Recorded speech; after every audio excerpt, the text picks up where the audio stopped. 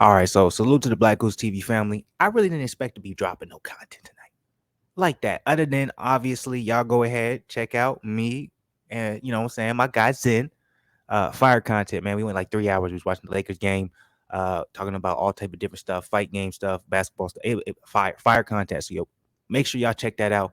And then we also going to be going live tomorrow as well. Or technically it would be today, later in the night. We're gonna be watching the Duke game, so make sure y'all join us for that Fluence Lounge. But also check out the Fluence and Zen podcast. Salute to everybody who joined us, especially Ebony Sweet. Really show love, so appreciate y'all. But anyways, like I said, I didn't really expect to drop no content tonight, but you know what I'm saying? I'm up. I'm feeling good. There was a couple of actual topics that I did want to talk about, but I chose not to. You know what I'm saying? I went ahead and, went live and did the podcast with Zen. But I'm like, you know what I'm saying? I'm up. I'm feeling good. Might as well go ahead and drop it, talk about it, make it quick, and then, you know what I'm saying? You know, see what y'all think about it. This one is about Jamal Herring, okay? We all know Jamal Herring, close friend with Terence Crawford, at least from the outside looking in, or at the very least, they have a relationship or a bond that allowed them to grow to the status that they are, where they benefited each other. It seemed like they did positively. They were both able to achieve certain aspects in their life that only a lot of us would just dream of being able to achieve. And you have to respect that. And Herring on multiple occasions is credited being a part of Terence Crawford's camp. And obviously be part and having Bomac as a trainer being a big reason behind his success and being able to achieve the things that he's done. Right. So it's a little bit of a different topic right here. You know what I'm saying? A little off the wall. You won't other boxing channels ain't gonna talk about this. But anyways, so if you guys see this particular topic right here, it says Herring booted from Bomac's training team will work with Robles for May bout. Now, what's interesting about this is Bomac actually told Herring, hey, I don't want you to work with me anymore. I'm done with you.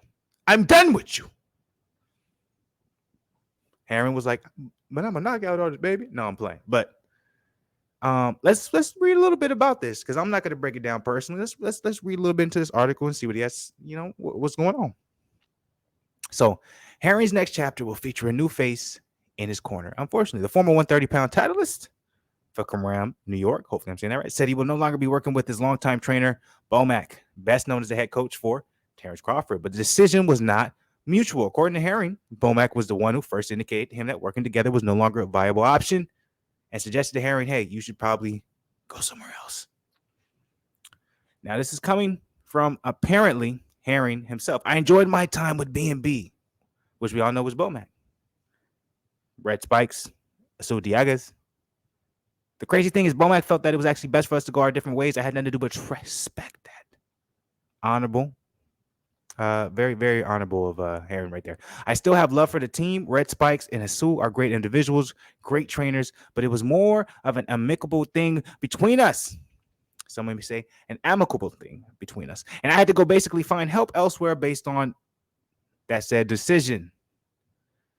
I looked over left and right, and I felt that Manny Robles, who I knew for well over a decade and who actually helped me get to the Olympics, I feel like at that point in time, maybe this is the best fit for me. It was basically more of a difference in opinion due to the business of the sport for most of the part. It was definitely a huge surprise to me because I thought I would end my career with these individuals. Bomac.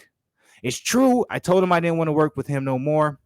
This is coming from Bomac himself, responding to what Herring said, confirming everything that we just originally talked about. What's the word I'm looking for? Stuff was going on behind my back that I didn't approve of.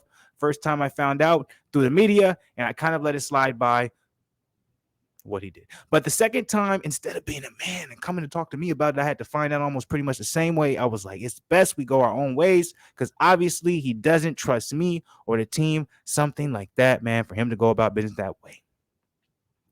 Now, this part is allegedly. Everything I was reading before was quote. So the last two particular paragraphs that I read was from Bomac, and originally before that was from Herring addressing the situation. Now this particularly is from the particular writer of the article.